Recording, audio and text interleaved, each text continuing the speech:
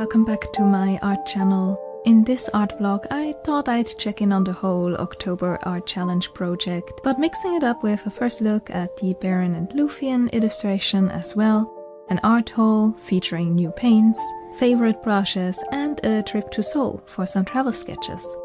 Also, before we even dive in further, I'm collecting some questions for a little Q&A for a future art vlog, so if while watching this video or even right now you have something that pops into your mind that you'd like to ask me, be it about the painting process itself, maybe future plans, filming videos or even something personal, please just ask away and then I'll pick a few that might get us through another painting process voiceover or two.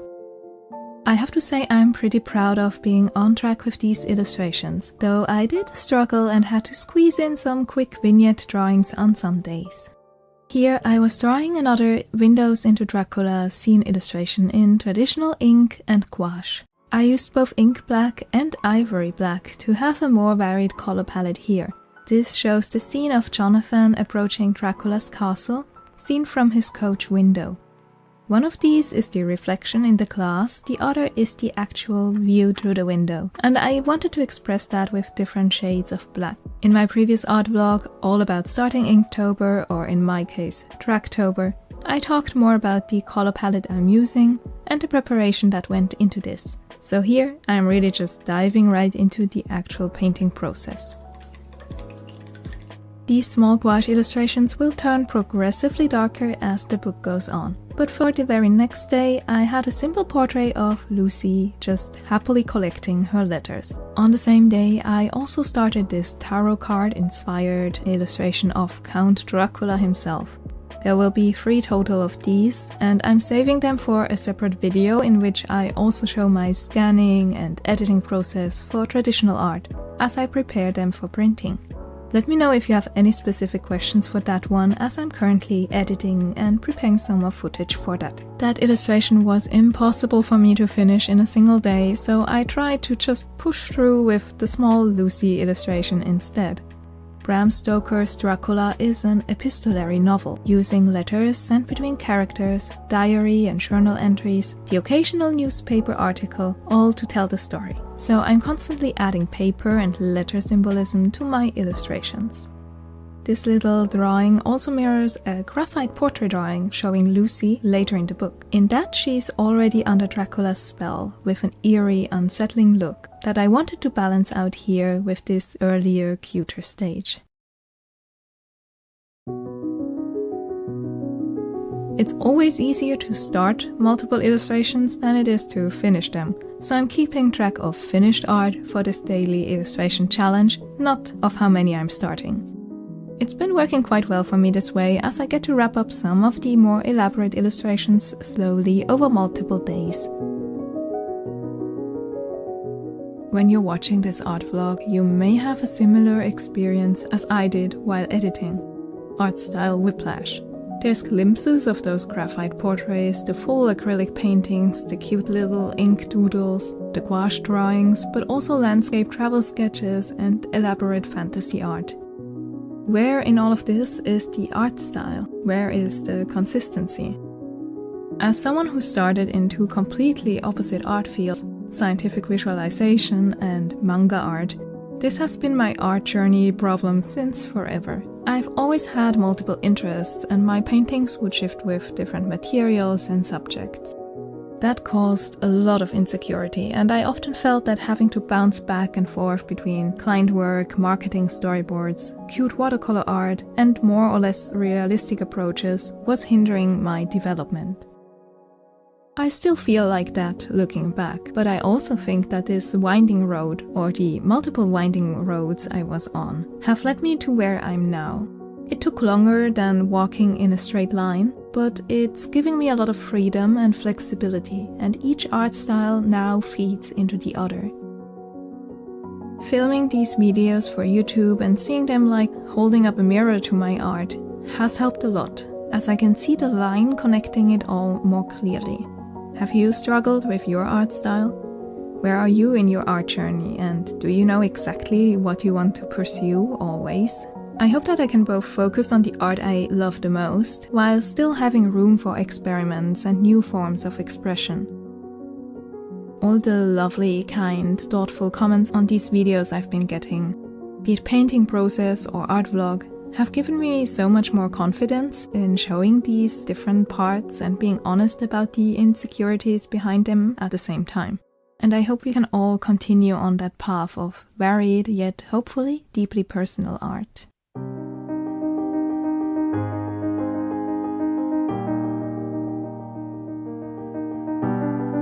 This illustration of Dracula peeking through a porthole window is the first hint at the darker art style as I go forward. I'm using the same materials, gouache and ink, but slowly the shadows are more intense and the style less simple.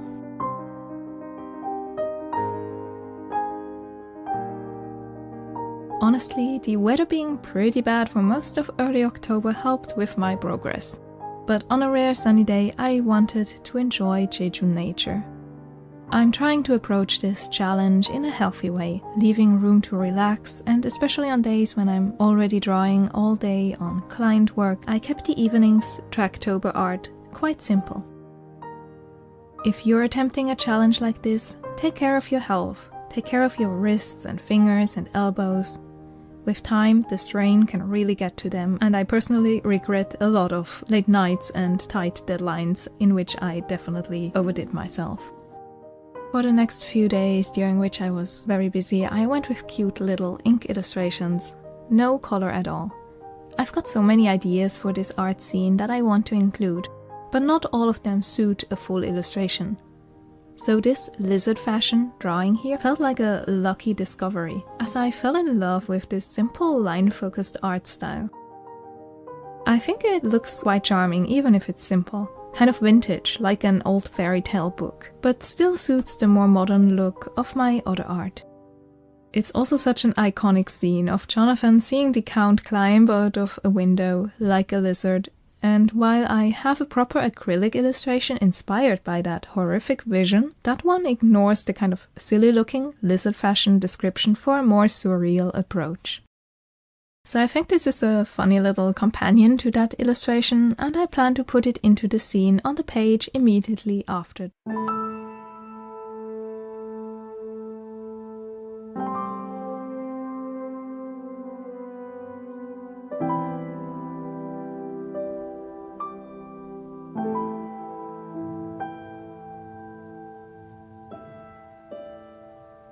As you can see, I got really into these, couldn't stop sketching all evening, and filled an entire page with small pencil drawings. Van Helsing monologuing, Arthur on a train worrying about everything, Renfield and his spiders.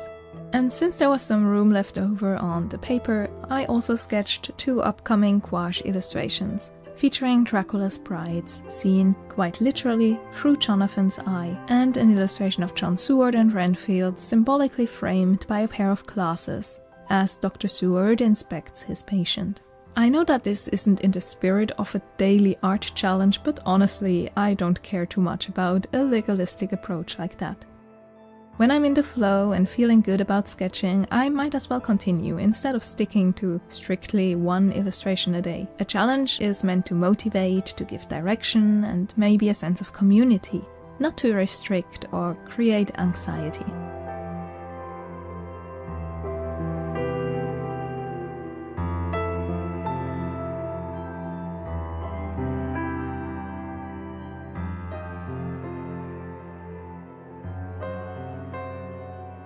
I really love this little illustration of Mina and Lucy that I then inked the next evening. For these ink illustrations, I'm using an even smaller brush to create the lines. An Escoda Brado in size 0 or 1, depending on which one I find first in my brush jar. These aren't perfectly round, but can work like little flats. The thin side used for sharp, precise lines, and the wider side to create more variety in the brush stroke. For larger areas and softer looks on these very tiny illustrations, I went back to the Escoda Ultimo in size 0. I'm painting these on a hot-pressed watercolor paper by Fabriano to have a completely smooth surface. that makes scanning and editing much easier. For the two characters I use different brushwork.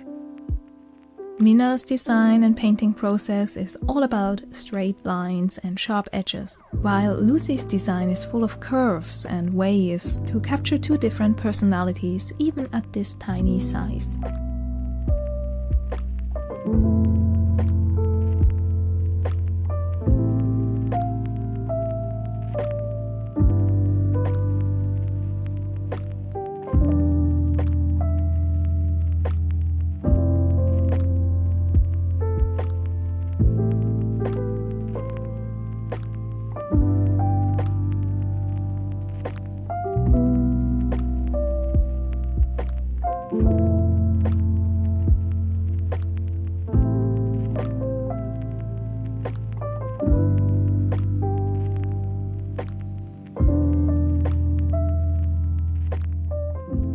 I had a one-night trip to Seoul scheduled to take care of some business, and while I'd played with the idea of taking DRACtober with me, I decided to just enjoy the free time in between flights and appointments with some sketching, though I ended up sketching the beginning of another portrait for Dracula anyway.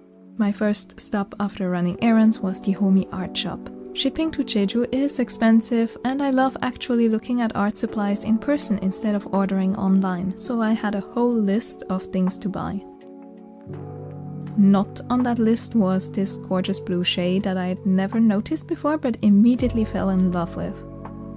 I've been looking for more transparent acrylic paints lately, and since Golden has actual paint swatches on their tubes, I picked specific shades that looked promising for what I had in mind for that Beren Lúthien painting I've been working on.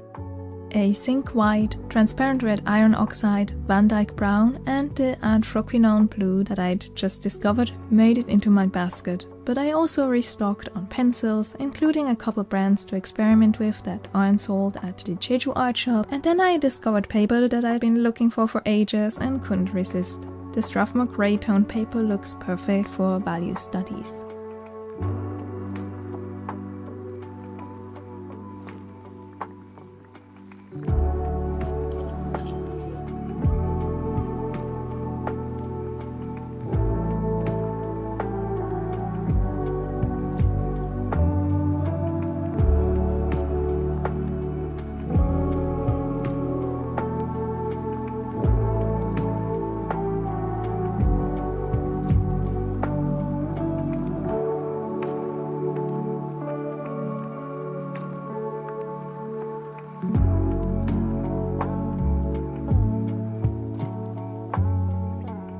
I had to rush off after that, and my bag was considerably heavier. So when I had some more free time later that afternoon, I found a spot in a cafe to rest and, finally, sketch.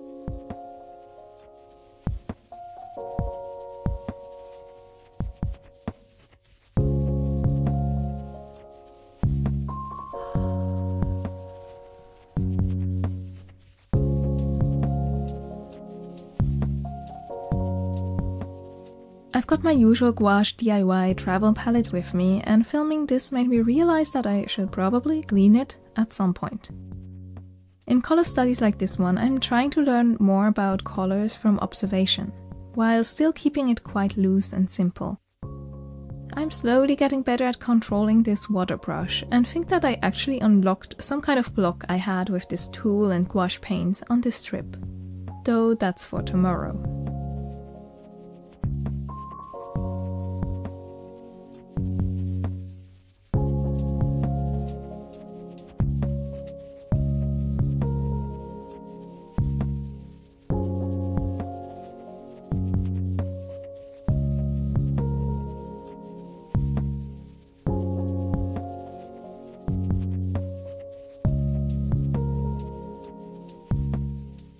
Much later, I had a sketchbook club meetup to visit, but there was one thing on my to-do list before that: finding interesting architecture. Last year, for an exhibit on Jeju Island, I'd painted these houses floating in cloudy skies. A bit surreal, a bit dreamy. While I love painting character portraits and illustrating fantastical scenes the most, every once in a while I get the urge to experiment. And so, for a group exhibit we are planning for next spring in Seoul, I hope to continue this series.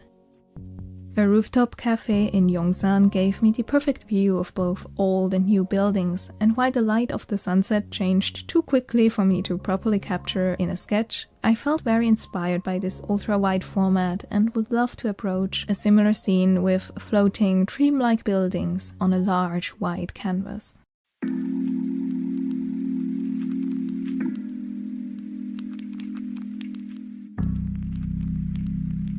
The exhibit theme we've picked is Impressions of Seoul, and whatever that means to each individual artist, as we are a combination of Korean and international, realistic, abstract and surreal. And I want to try to capture this feeling of Seoul always changing. It's a city that evolves quickly, always with new discoveries and very swift to follow trends.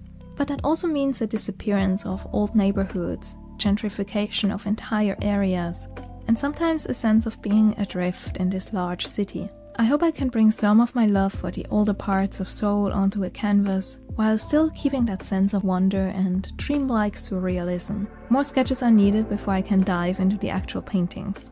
Let me know if you'd like to see some of my process for this slightly different art project.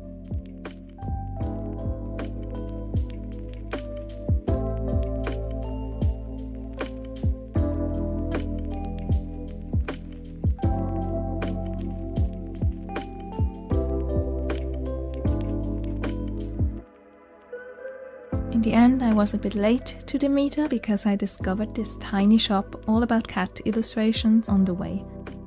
I just had to go in there, buy some gifts and look at cute cat art. And later at a sketching meetup, tried out this new hot pressed paper to start a portrait of vampire adjacent Mina. It was very much still in the beginning stage by the end, but I'm happy that some of Dracula made it to Seoul with me all the same.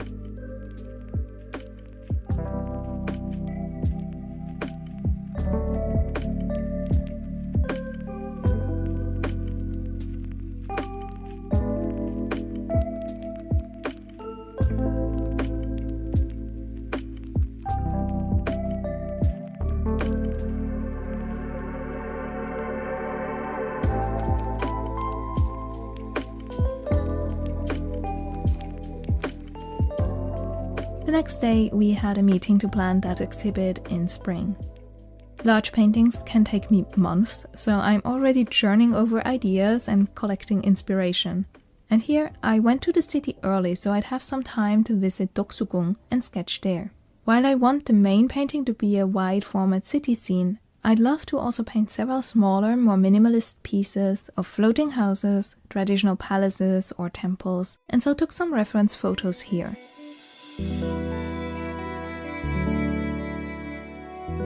I got distracted by the first hint of autumn leaves, the red color just peeking through in some areas.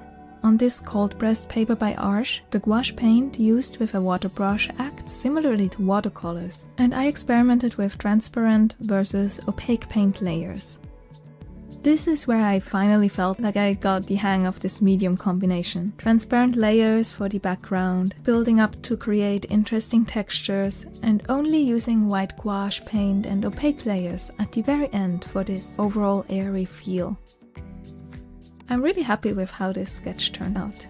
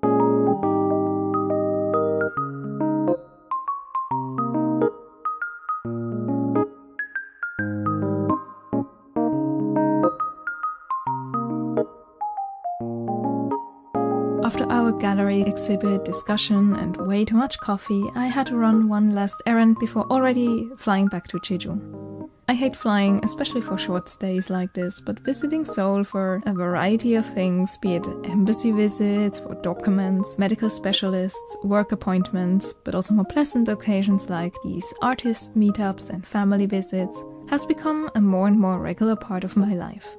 Returning to Jeju meant more art events and art markets that weekend. Before winter comes, these are happening all over the island.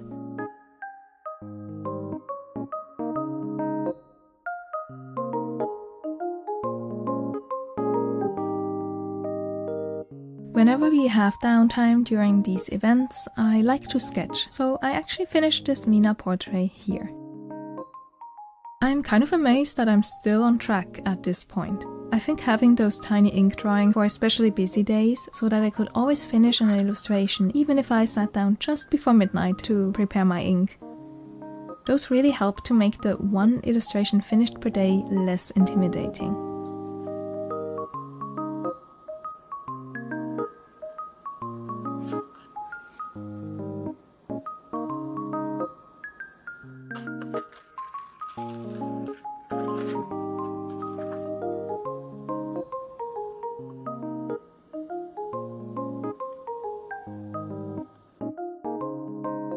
Here I drew a few more on the following days, and I really like the little portrait of Quincy and his cowboy hat, as well as the looming shape of Dracula behind the captain of the Demeter.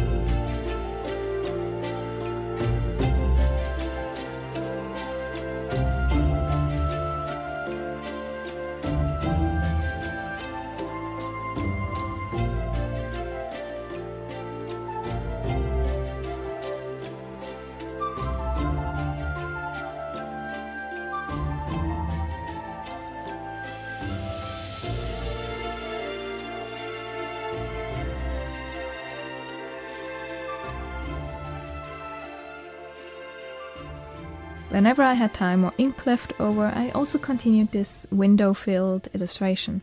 Still has quite a bit to go, but by now the gouache colors are at least in place, and all I need is a sunny afternoon to properly paint details.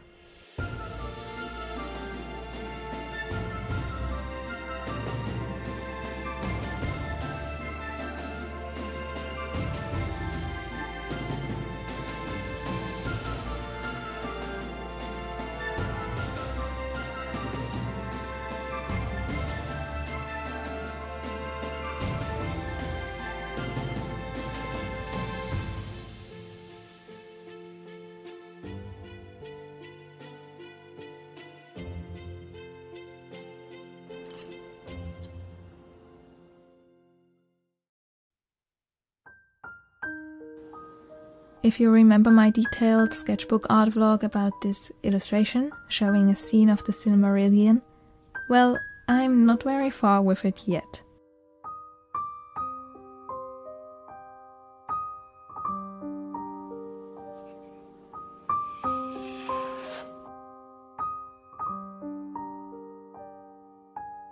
I took some time to model a background in Blender, creating arches and pillars with a few simple light sources to use as reference.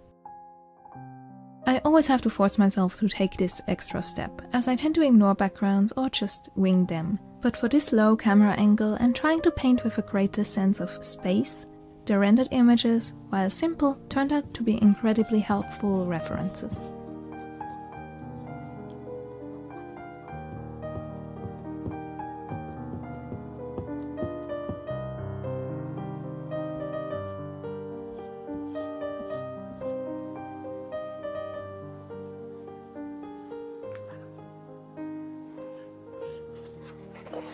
I'm not great with 3D, so I actually followed the tutorial to make the arches and then kind of just tossed the rest of the architecture together. I'm using those transparent paints I bought in Seoul, especially the red iron oxide, as the main color palette. All of these are more muted than my usual favorites like burnt sienna or alizarin crimson, ultramarine or cobalt blue, or even burnt umber. I want to control my color palette for a more naturalistic feel here. The transparent layers also help with seeing the pencil drawing underneath, and I'll be slowly painting this while I wrap up DRACtober. Overall, it's been a bit of a hectic yet productive first half of the month. How are your art projects going? By the time the next video is ready, the art scene will probably be sent to the printer, and I'm already excited to dig into new work.